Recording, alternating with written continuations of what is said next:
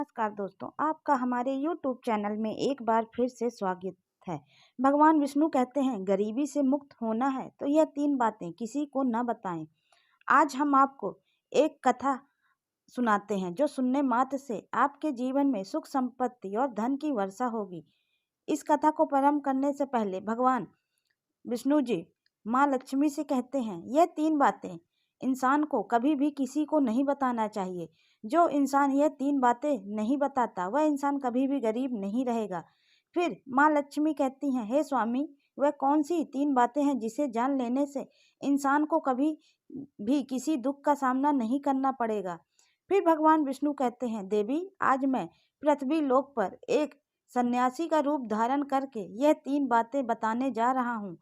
कृपया आप इस कहानी को ध्यान से सुनें। अगर आप यह कहानी सुन रही हैं तो पूरा सुनिए। इस कथा को आधा अधूरा छोड़कर जाने की गलती मत करिएगा, क्योंकि इस पवित्र कथा को पूरा सुनने से मनचाहा फल की प्राप्ति होगी। इसलिए इस कथा को पूरा सुनें। आज की कहानी की शुरुआत करते हैं। प्राचीन समय की बात है। एक नगर में एक धनवान सेठ रहता था। उसके घर में किसी चीज की कोई कमी नहीं थी और उसका व्यापार बहुत अच्छा चल रहा था। उसकी पत्नी भी बहुत खुश रहती थी, क्योंकि सेठ हर महीने उसके लिए कुछ न कुछ खरीदता रहता था और उसे बहुत प्रसन्न रखता था। सेठ के घर के बगीचे में एक बट वृक्ष था। उठ बट वृक्ष के नीचे सन्यासी अपना आसन बिछाकर ध्यान किया करते थे। सेठ और सेठानी दोनों सन्यासी की बहुत सेवा करते थे और उनकी देखभाल करते थे, क्योंकि वह सन्यासी कई सालों से उस बट वृक्ष में रहते थे। सेठ हर रोज सन्यासी को घर का भोजन देते थे और सन्यासी भी उनसे बहुत प्रेम करते थे। भगवान शिव जो सन्यासी थे वह बहुत सुख थे, खुश थे, क्योंकि उन्हें किसी चीज के लिए कहीं और नहीं जाना पड़ता था। सेठ और सेठानी हर रोज उन्हें स्वादिष्ट भोजन खिलाते थे। सेठ की पत्नी बहुत ही सरल और भोली स्वभाव की थी। उसकी आदत थी कि वह घर की हर बात बाहर वालों को बता देती थी। एक दिन सेठ की पत्नी ने अपने पति से पूछा, हे पतिदेव, आपका व्यापार कैसा चल रहा है? आप कैसे इतना मुनाफा कमाते हैं?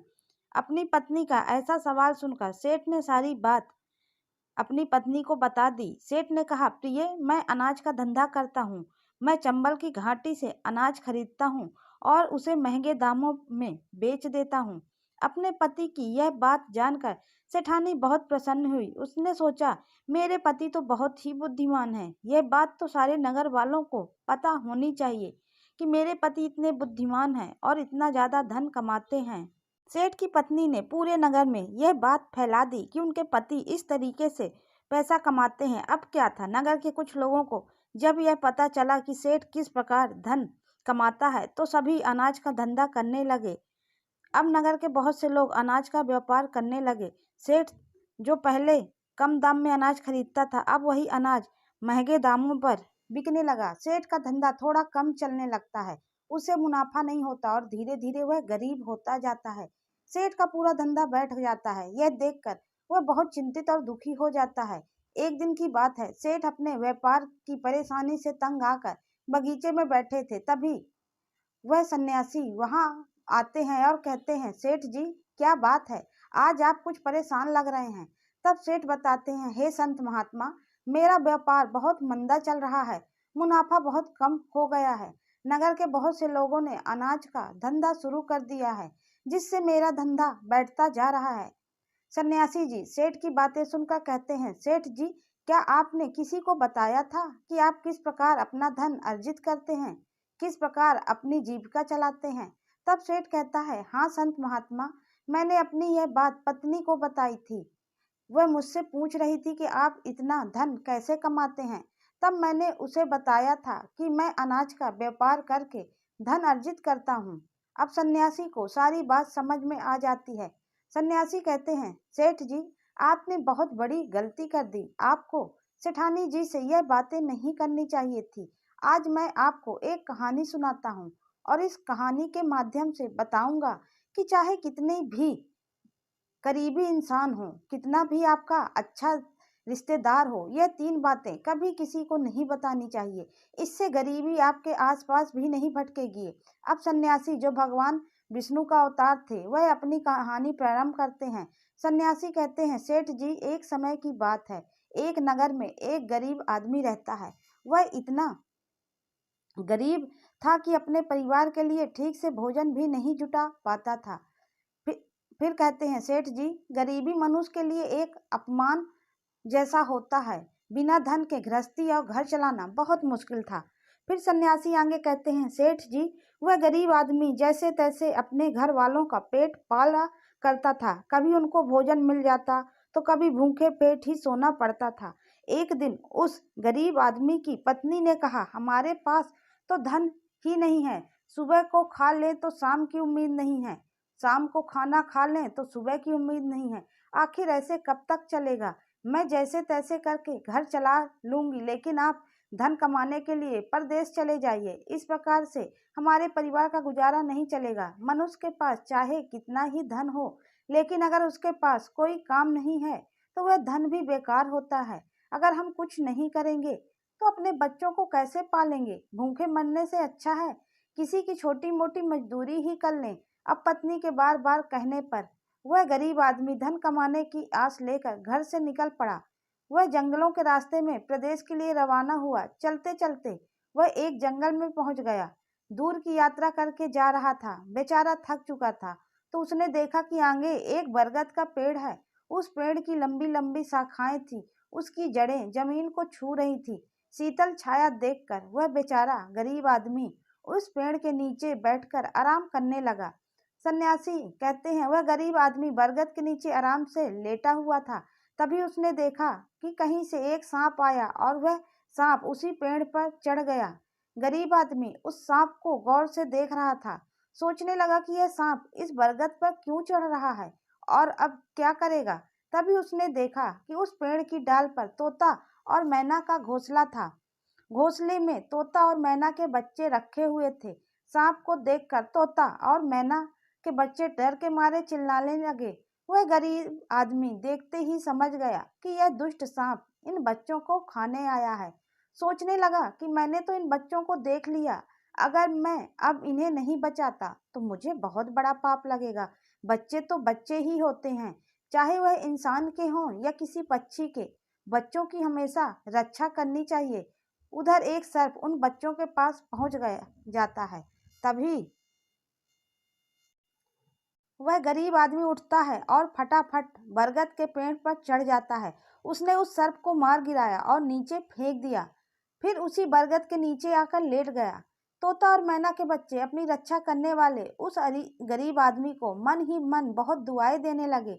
उसी समय तोता और मैना अपने बच्चों के पास आते हैं और अपने माता पिता को पास आया देख तोता और मैना के बच्चे बहुत खुश होते हैं और उन्हें पूरी घटना बताते हैं कि आज इस वृक्ष के नीचे जो इंसान लेटा है वह हमारे लिए भगवान बनकर आया है। हमें खाने के लिए एक भयंकर सर्प आया था। इसी इंसान ने उस भयानक सर्प को मारकर हमारे प्राण बचाए हैं। हम इसके ऋणी हैं। अगर यह इंसान उस सर्प को नहीं मारता तो आज हम घोंसले में जीवित नहीं होते। इसका हम पर बड़ा एहसान हो गया। अपने बच्चों के मुख से उस मुसाफिर की प्रशंसा सुनकर तोता और मैना बहुत खुश होते हैं। तोता और मैना उस गरीब आदमी के पास पहुंच जाते हैं और कहते हैं, हे मनुष्य, तुमने आज हमारे बच्चों की जान बचाकर हमें अपना ऋणी बना लिया है। आप कौन हो और कहाँ जा रहे हो? तोता और मैना के पूछने पर वह गरीब आदमी कहता है, हे पक्षियों, मैं एक गरीब आदमी हूँ। धन कमाने के लिए परदेश जा रहा था। सफर का करके थक चुका था तो सोचा इस बरगद की छाया में बैठकर आराम करने लगा। तब मैंने देखा कि एक दुष्ट सर्प तुम्हारे बच्चों को खाने के लिए तुम्हारे घोंसले के पास जा रहा था। मैंने उसे मार डाला। फिर तोता और मैना बोले, भाई, तुमने हम पर बहुत बड़ा उपकार किया है। संसार में सबसे बड़ी खुशी बच्चों से होती है। बच्चों से अधिक प्रिय तो किसी को कोई नहीं होता। आप भी तो धन कमाने अपने बच्चों के लिए ही जा रहे हैं। अब आपने हमारे बच्चों की जान बचाई है तो हम आपके बच्चों की भूख मिटाना चाहते हैं। तब उन्होंने बताया, हम दोनों तोता और मैना नाम के पक्षी हैं। हम हमेशा कीमती मोती खाते हैं और हमने सुना है यह मोती मनुष्यों के लिए बहुत मूल्यवान होती है। हम तुम्हें कुछ मोती देते हैं, तुम उन्हें बेचकर बाजार से कुछ खाने पीने का सामान ले आओ और आज से तुम यहीं रहकर हमारे बच्चों की देखभाल करते रहना। हम तुम्हें इसी तरह से रोज यह कीमती मोती लाकर देते रहेंगे। तोता और मैना की बात सुनकर वह गरीब आदमी खुश हो गया और सोचता है, अगर हमें यहीं धन मिलेगा तो हम बाहर क्यों जाएंगे। आगे कहते हैं सेठ जी, वह गरीब आदमी तोता से कुछ मोती लेकर बाजार गया और अपने खाने पीने का सामान खरीद लाया। उस वृक्ष के नीचे उसने एक झोपड़ी बना ली और वहीं रहने लगा और तोता मैना के बच्चों की देखभाल करने लगा। अब तो तोता और मैना निश्चिंत हो गए, उन्हें उनके बच्चों की रक्षा करने वाला मिल गया था। अब वह निश्चिंत होकर भोजन के लिए सुबह अपने घोंसले से उड़ जाते थे और शाम को लौट कर आते थे।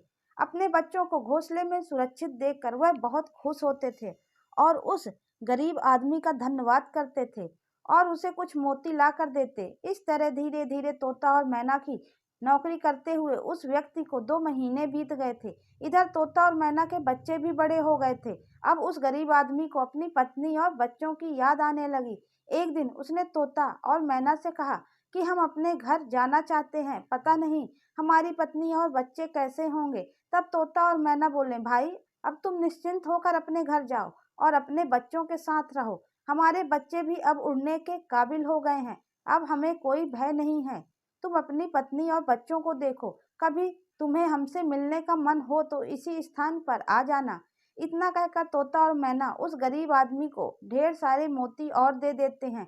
अब वह गरीब व्यक्ति उन मोतियों को अपने साथ लेकर अपने घर पहुंच जाता है। उसने वह मोती अपनी पत्नी को दिखाए तो उसकी पत्नी बहुत प्रसन्न हुई। उसने पूछा, पति देव, तुम इतनी कीमती मोती कहाँ से लेकर आए हो। तब उस आदमी ने बताया, हे प्यारी, मैं बीते 2 महीने से एक तोता और मैना की नौकरी कर रहा था, उन्हीं ने मुझे यह कीमती मोती दिए हैं। ये मोती बहुत कीमती और अनमोल हैं, इन्हें बेचकर हम अपना घर और बड़ा बनवाएंगे, अपने बच्चों को अच्छे कपड़े ला के देंगे और तुम्हारे लिए नए नए गहने बनवाएंगे। सन्यासी रूप में कहते हैं, सेठ जी, अब वह आदमी उन मोतियों को बेचकर बाजार से अपने घर का सारा जरूरी सामान ले आया और अपना नया घर बनवाने लगा और वह आराम की जिंदगी जीने लग गया। उस नगर के राजा प्रताप सिंह एक अजीब रोग से ग्रसित हो गए।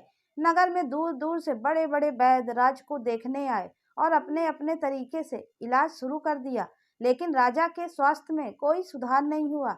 जब किसी के इलाज से राजा ठीक नहीं हुए तो एक वैद्य ने राजा से कहा, महाराजा, आपकी जिंदगी बच सकती है, अगर आपको तोते के बच्चे का मांस मिल जाए तो आप हमेशा के लिए ठीक हो जाएंगे। इस प्रकार वैद्य की बात सुनकर राजा प्रताप सिंह ने अपने राज्य में घोषणा करवा दी कि जो कोई उसे तोता ला कर देगा उसे सोने के सिक्के दिए जाएंगे। धीरे धीरे यह बात पूरे राज्य में फैल गई। सब लोग तोते की तलाश में इधर उधर लग गए, पर किसी को भी तोता नहीं मिला। एक दिन गरीब आदमी की स्त्री अपने पड़ोस में कुछ स्त्रियों के साथ बैठकर बात कर रही थी।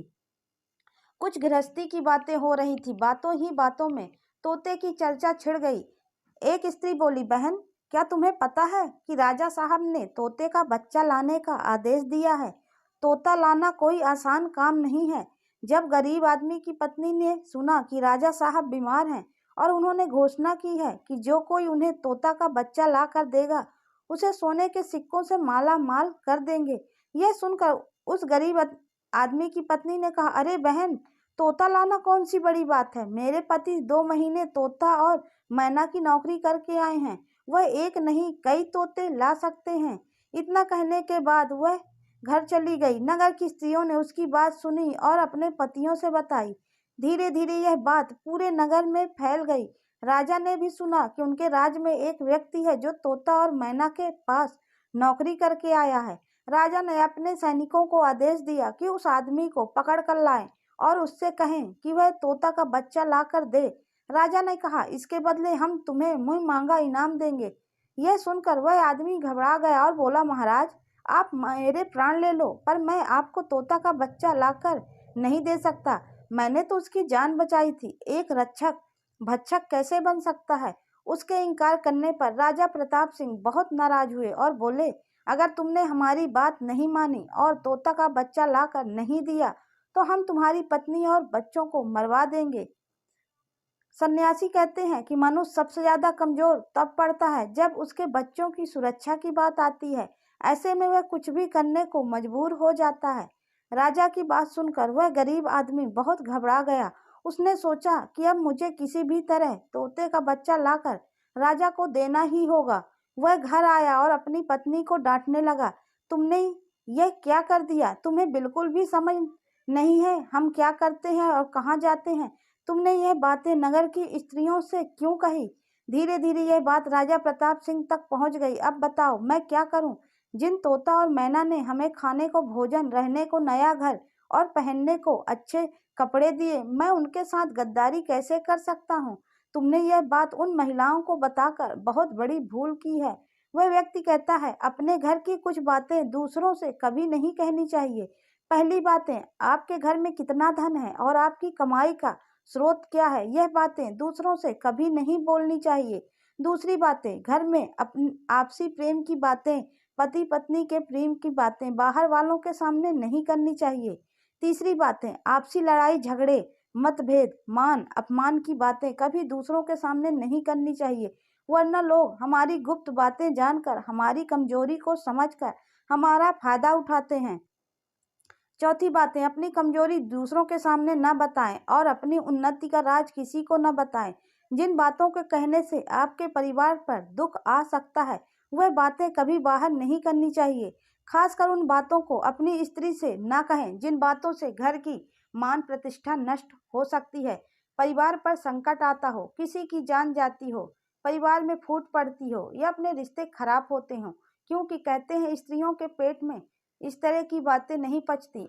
अब वह गरीब आदमी बोला, प्रिय तुम्हारी यह गलती आज हमारे परिवार को मौत के मुंह में डाल रही है। यदि तुमने यह बात छुपा ली होती तो आज हम निर्भय होकर अपने घर में आनंद की जिंदगी जी रहे होते। अब राजा की आज्ञा है तो तोता का बच्चा लाकर राजा को देना ही पड़ेगा, लेकिन ऐसा करने से मैं पापी कहलाऊंगा।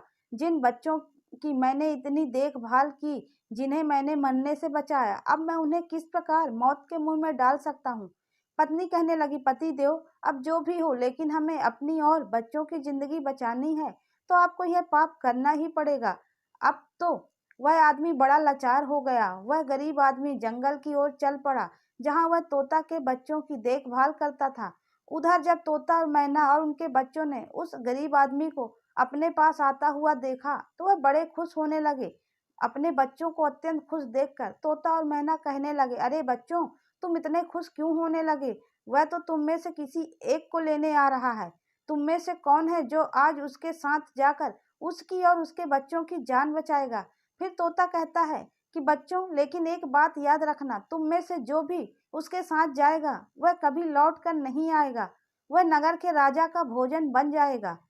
तब तोता के बच्चों ने पूछा कि आप ऐसा क्यों कह रहे हो? तोता बताता है कि बच्चों, यहाँ का राजा बीमार पड़ गया है और वैद्य ने उसे तोते के बच्चे का मांस खाने को कहा है, इसलिए तुम में से किसी एक को वह लेने के लिए आया है। यदि तुम में से कोई उसके साथ जाने को तैयार है तो वह जा सकता है। तभी उनमें से एक बच्चा कहने लगा, माता पिता, उस आदमी ने ही हम सबकी जिंदगी बचाई है और आज वह आदमी बहुत बड़ी मुसीबत में है। ऐसे में हमें उसकी मदद करनी चाहिए, चाहे हमारी जान ही क्यों न चली जाए, लेकिन हम उसके साथ जरूर जाएंगे। वह आदमी उस बरगद के पेड़ के नीचे आता है और तोता मैना से अपना दुख बताता है। तब तोता मैना कहते हैं, भाई तुम चिंता ना करो, हमारे बच्चे तुम्हारे साथ जाने के लिए तैयार हैं, तुम इनमें से किसी एक को ले जाओ। अब वह गरीब आदमी उनमें से एक तोता के बच्चे को लेकर लौट जाता है और राजा को ले जाकर दे देता है। राजा उस तोते के बच्चे को एक पिंजरे में बंद करता है और अपने नौकर को रखने के लिए कहता है। राजा कहता है, हम इसे सुबह निकालेंगे और फिर इसके मांस को खा जाएंगे। अब क्या होता है कि राजा प्रताप सिंह को एक बेटा था जो पशु पक्षियों से बहुत प्रेम करता था। उसे यही नहीं पता था कि यह तोता उसके पिता के खाने के लिए लाया गया है। वह अपने मित्रों के साथ उसी जगह पर खेल रहा था जहां तोते का बच्चा पिंजरे में था। राजकुमार ने जब एक सुंदर तोते को पिंजरे में बंद देखा तो वह उसके साथ खेलने लगा। तभी राजकुमार का एक मित्र कहता है, मित्र, तुम इस पक्षी को बाहर निकालो, यह सुंदर तोता है, पिंजरे में इसका रहना बिल्कुल सही नहीं है, हम इसे आजाद कर देते हैं। अपने मित्र की बातें सुनने के बाद राजकुमार ने उस तोते के बच्चे को पिंजरे से बाहर निकाल दिया। जैसे ही वह पिंजरा खोलता है, तोता का बच्चा आकाश में उड़ जाता है। धीरे धीरे बात राजा तक पहुंची कि आपके राजकुमार ने उस तोते को छोड़ दिया। अब आपके प्राण बचाना बड़ा ही मुश्किल है। यह सुनकर राजा को बहुत गुस्सा आया। उन्होंने तुरंत राजकुमार को बुलाया और गुस्से में कहा, अरे पुत्र, तूने उस तोते के बच्चे को क्यों छोड़ दिया? राजकुमार बहुत घबरा गया और बोला, पिताजी, मुझे क्या पता था कि वह उड़ जाएगा। मैं तो उसके साथ खेलना चाहता था। अपने पुत्र की बात सुनकर राजा को और भी गुस्सा आया। उन्होंने उसे नगर से निकालने का आदेश दे दिया। अब राजा के सैनिकों ने राजकुमार को नगर की सीमा के बाहर छोड़ देते हैं। उधर वह तोते का बच्चा उड़कर अपने माता पिता के पास पहुंचता है और उन्हें सारी बात बताता है कि राजा के बेटे ने उसे आजाद कर दिया। तोता और मैना ने जब अपने बच्चे को देखा तो कहा, पुत्र के बेटे, तुम्हें तो आजाद कर दिया, लेकिन वह खुद संकट में फंस गया है। उसके दुष्ट पिता ने उसे नगर से बाहर निकाल दिया है। अब उसकी जिंदगी की जिम्मेदारी तुम्हारे ऊपर है। तुम जाओ और उसकी मदद करो। राजकुमार की मदद करने के लिए तोता उसके पास पहुंच जाता है। राजकुमार उसे देखते ही पहचान लेता है। यह तो वही पक्षी है जिसे मैंने पिंजरे से आजाद किया था। राजकुमार कहता है, तुम्हारी वजह से मुझे मेरे पिता ने नगर से निकाल दिया। अब तुम ही बता करूं कहाँ जाऊं। तोता कहता है, मित्र, तुम चिंता मत करो। तुमने मेरी जान बचाई थी, इसलिए मैं तुम्हारी मदद करने आया हूँ। दुख सुख में अब हम तुम्हारे साथ ही रहेंगे। अब राजकुमार खुश हो जाता है क्योंकि उसे कम से कम एक साथी तो मिल ही गया था। अब तोता और राजकुमार दोनों एक दूसरे नगर में घूमने लगते हैं। चलते चलते दोनों एक सुंदर बगीचे में पहुंच जाते हैं। उसी बगीचे में वहां के राजा की पुत्री भी अपनी सहेलियों के साथ घूमने आया करती थी। उस राज्य के राजा की कन्या का नाम रूपमती था। राजकुमारी रूपमती बहुत ही सुंदर थी और उसकी खूबसूरती की चर्चा पूरे नगर में होती थी। राजकुमार और तोता उस बगीचे में बैठे हुए थे। तभी वहां राजा की कन्या रूपमती अपनी सहेलियों के साथ बगीचे में घूमने आती है। राजकुमारी को देखकर राजुक वृक्ष के पीछे छुप जाता है और तोता राजकुमारी के सामने पहुंच जाता है। राजकुमारी उस सुंदर तोता को देखकर मोहित हो जाती है। वह उसे पकड़ना चाहती है, लेकिन तोता उसकी पकड़ में नहीं आता। यहाँ राजकुमार राजकुमारी रूपमती की सुंदरता पर मोहित हो जाता है। कुछ समय बगीचे में टहलने के बाद राजकुमारी अपने महल लौट जाती है। राजकुमार पूरी तरह से राजकुमारी पर मोहित हो गया था। अब तो उसे एक पल भी अच्छा नहीं लग रहा था। तब तोता ने कहा, मित्र, तुम चिंता मत करो। तुम जिसे चाहने लगे हो, मैं तुम्हें उससे मिलवा दूंगा। राजकुमार बोला, मित्र, तुम मुझे किसी भी तरह उस राजकुमारी से मिलवा दो। मैं उसके बिना अब नहीं रह पाऊंगा। तोता बोला, मित्र, तुम मुझ पर भरोसा रखो। मैं पता लगवा कर आता हूँ कि राजकुमारी कहाँ रहती है और तुम मुझसे कैसे मिल सकते हो। अब तो तोता राजकुमारी रूपमती के पास जाता है। राजकुमारी के महल में चारों तरफ सैनिक तैनात थे, लेकिन तोता उड़ता हुआ ऊपर से जाता है और जाकर राजकुमारी के कक्ष के बाहर बैठ जाता है। तोता वहां से सब नजारा देखता है और सारी बात आकर राजकुमार को बताता है कि महल में जाकर राजकुमारी से मिलना बहुत मुश्किल है। तोता कहता है, तुम एक काम करो, अपना रुमाल मुझे दे दो। मैं तुम्हारा रुमाल आज राजकुमारी के पास पहुंचा दूंगा और उसकी चुनरी लेकर आऊंगा। अब रात में तोता राजकुमार का रुमाल लेकर राजकुमारी के पास रख आता है और राजकुमारी की चुनरी साथ ले आता है। सुबह जब राजकुमारी रूपमती जागती है तो देखती है उसकी चुन्नी गायब है और उसके पास एक रुमाल रखा हुआ है। राजकुमारी तुरंत समझ जाती है कि रात में कोई पुरुष उसके कक्ष में आया था। उसने देखा कि उसकी चुनरी गायब है और उसकी जगह किसी पुरुष का रुमाल रखा हुआ है। राजकुमार बहुत व्याकुल हो जाती है और अपने सभी सिपाहियों को सावधान कर देती है। वह सिपाहियों से पूछती है कि रात में उसके पास कौन आया था, लेकिन किसी के पास कोई जवाब नहीं होता।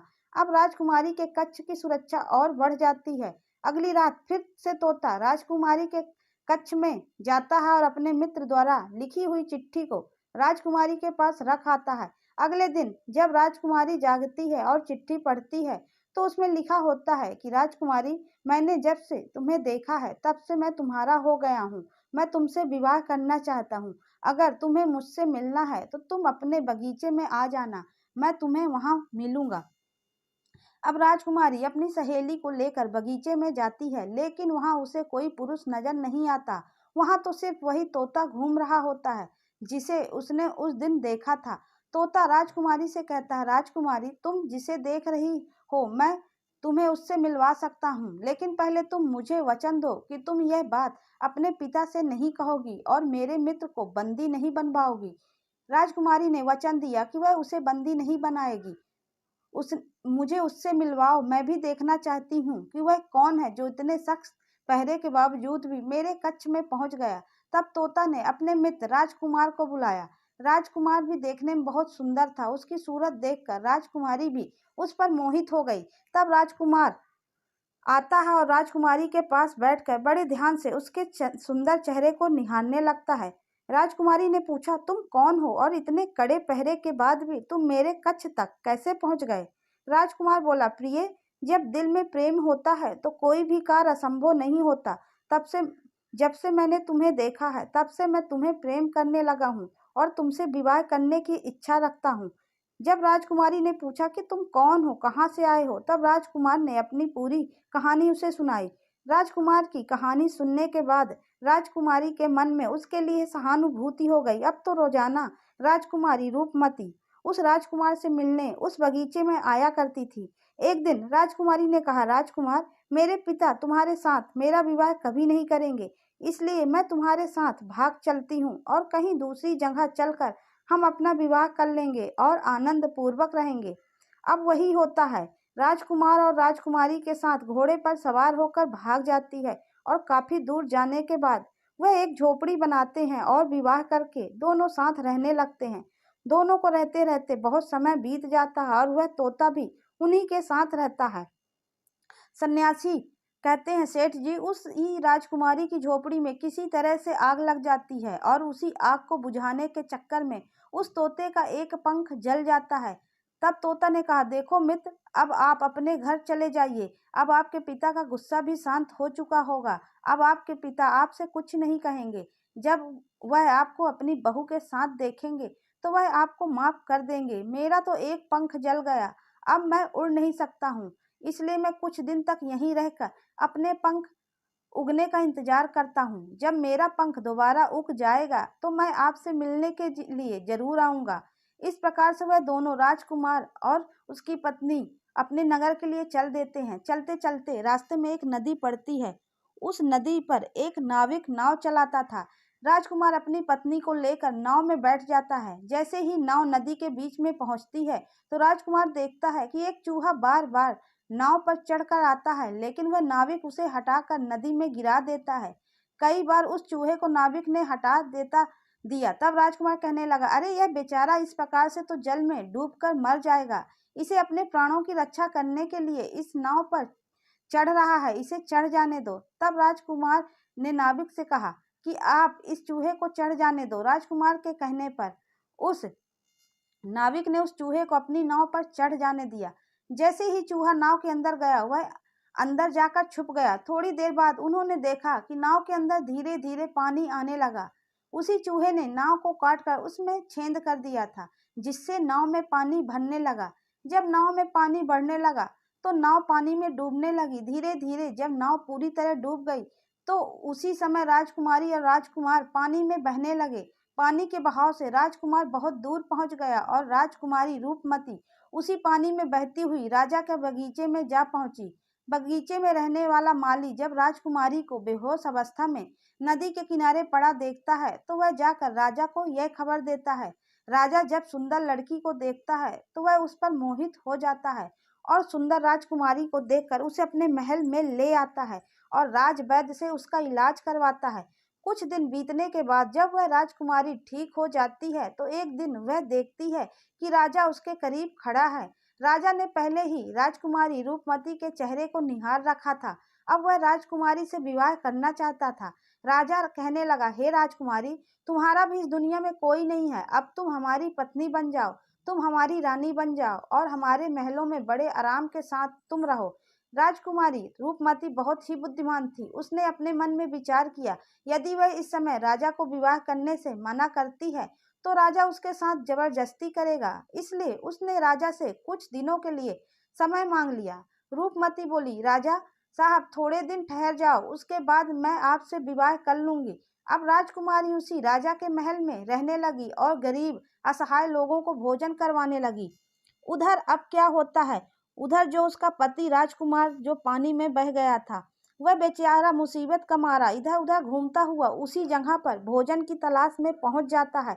जहाँ राजकुमारी गरीबों को भोजन कराती थी, वहीं राजकुमार भी पहुंच गया। राजकुमारी ने उसे देखते ही पहचान लिया और उसकी आंखों में आंसू आ गए। राजकुमारी ने राजकुमार को एकांत में बुलाया और सारी बात बताई। उसने कहा, स्वामी, आप यहाँ आराम से रहिए और इसी राजा की नौकरी कीजिए। जब हमें मौका मिलेगा तब हम यहाँ से भाग चलेंगे। राजकुमार उसकी बात से सहमत हो गया और राजा का नौकर बनकर महल में रहने लगा। वह राजकुमारी रूपमती की सहायता करने लगा और गरीबों को भोजन परोसने लगा। लेकिन राजा को यह नहीं पता था कि राजकुमार उसका पति है। राजा तो उसे अपना नौकर समझता था। इस प्रकार राजकुमारी रूपमती राजकुमार के साथ पक्षियों को दाना चुगा रही थी। एक दिन वही तोता राजकुमारी के यहाँ दाना चुगने आया। अब उसके नए पंख निकल आए थे। जब उसने दाना चुगने आया तो राजकुमार और राजकुमारी को पहचान लिया। राजकुमारी रूपमती ने तोता को देखा तो उसकी आंखों में आंसू झलक आए। उन्होंने तोता को पूरी कहानी सुना दी। वह इस प्रकार से यहाँ फंस चुके हैं और राजा को भी नहीं पता कि वह पति पत्नी हैं। तब तोता कहने लगा, हे राजकुमार, आप चिंता मत करो। आज रात राजा के सभी सैनिक जब सो जाएंगे तब हम तुम्हें यहाँ से निकाल कर तुम्हारे पिता के घर पहुँचा देंगे। वही हुआ जो होना था। जब रात होती है तो राजा के सभी सिपाही गहरी नींद में सो जाते हैं। जब सभी सैनिक सो गए तो उसी समय राजकुमारी और राजकुमार महल से निकल पड़े।